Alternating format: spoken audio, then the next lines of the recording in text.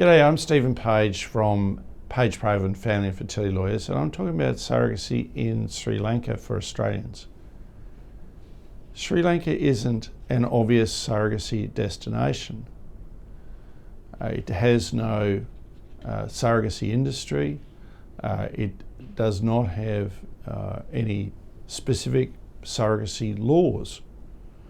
But I've had clients do surrogacy there. I think if you're from Sri Lanka and living in Australia, you are the ideal people to consider undertaking surrogacy in Sri Lanka. If you're not, there may be challenges because there may be requirements at the other end for you, in effect, to be able to identify, have some kind of Sri Lankan link. But nevertheless, surrogacy is available in Sri Lanka. Recently, clients of mine underwent surrogacy there, and it took them about 2 years to find a surrogate. So it's not a quick process, but it all worked.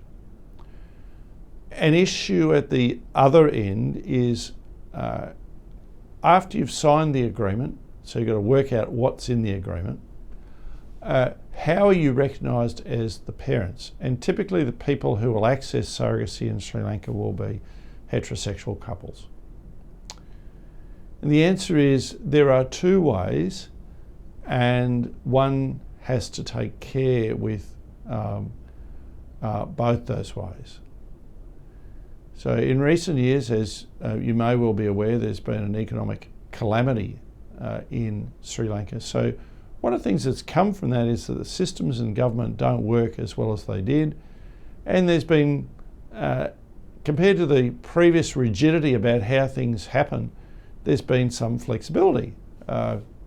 This is what happens when you have a calamity. Oh, maybe we should have done things differently earlier.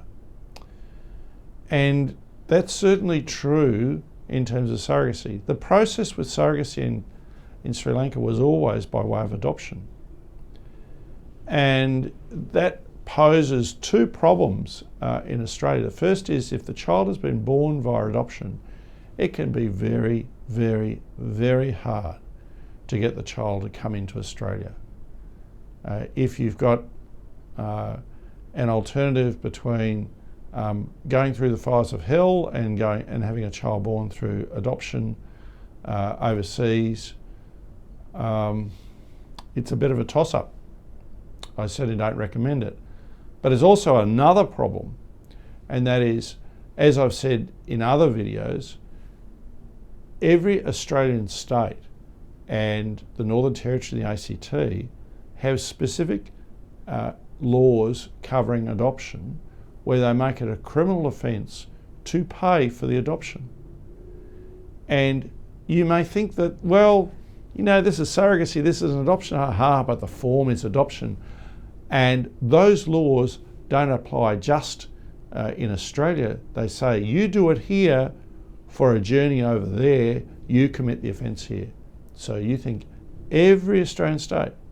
So it's often thought if you live in Victoria that you can go anywhere in the world and not commit any surrogacy offence. But you can with adoption. And so there is another way that you can obtain recognition of parentage. These days, you just put your name on the birth certificate as the parents. And there's a bit of a process to do it. And it doesn't have the absolute certainty that an adoption order would have. But what it does do is enable you to be recognised in Sri Lanka as the parents, and provided you go through the genetic test or the other tests required by the Department of Home Affairs here to establish Australian citizenship, then you should be able to obtain Australian citizenship for the child, as my clients have done. And what you're not doing is you're not doing an adoption with all the problems in obtaining a visa to enable the child to come into Australia, and you're not committing a criminal offence under adoption legislation. However, care must always be taken, as with any foreign jurisdiction, about these things. If you're doing commercial egg donation, you have to take care in everywhere but Victoria and Tasmania that you might be committing a criminal offence back home. So get advice before you sign the deal. Get advice here first. You don't want to be accidentally committing an offence punished by up to 15 years jail. Second, if you are engaged in commercial surrogacy overseas and you're from Queensland, New South Wales or the ACT, you might be committing a criminal offence. Get advice here first. Those laws specifically apply to surrogacy journeys overseas. And if you're from the Northern Territory, South Australia or Western Australia, again, you might be committing a criminal offence under what's called a long arm law, that the domestic surrogacy laws apply overseas under a long arm.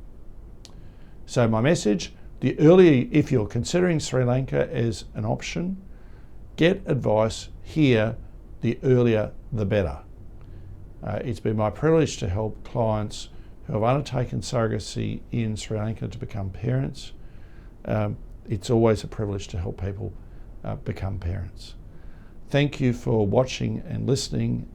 I'm Stephen Page from Page Proven Family and Fertility Lawyers. See ya.